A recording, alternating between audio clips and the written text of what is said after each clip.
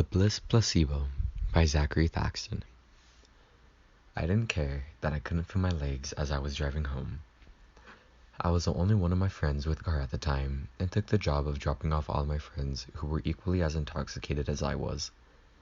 After dropping off the last of my friends, the coda of my ongoing night had begun. My only concern as I drove down the hill, 3 right turns away from my mom's house, staring into the setting sun with my eyes beet red, was what will I tell my mom this time?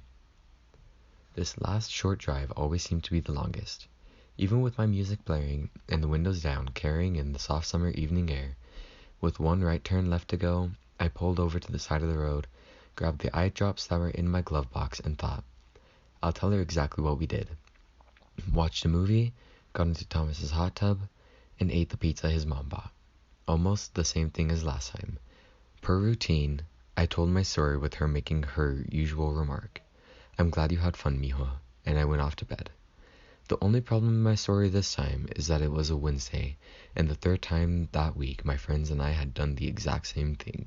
The lies continued on from there.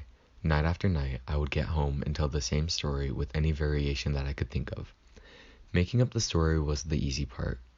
Coming to terms with the reasons that I was getting so heavily involved in the world of drugs was never going to be easy. The most prominent reason for my drug use was a strenuous divorce between my parents and the challenges I was having at both of my parents' houses. I tried my hardest to spend an equal amount of time with both of my parents. Choosing one over the other has never been a choice that I would ever consider. The time I spent in my dad's apartment was only to have dinner and sleep. When nighttime came along, there wasn't much sleeping. I was awake nearly every 2 hours to make sure my little brother's type 1 diabetes was stable and he hadn't had a seizure from his blood sugar dropping too low, or I laid awake as I listened to my dad scream and wail because of his night terrors. My mother's house was quieter, but frustrations controlled all of us, and any off-key comment about our responsibilities or situation could send everyone into a frenzy of yelling and arguments. During this period of time, I never complained, I never told anyone my feelings, and I continued to get into harder drugs and vigorously lie. Everything continued the way it was until the day my life restarted, October 23rd, 2017. I had been visiting my family in Ecuador for 2 weeks, and after talking to them and being able to have the opportunity to get away from all of my negative habits that had accrued over the years, I was ready to make a change and better my relationships and personal life.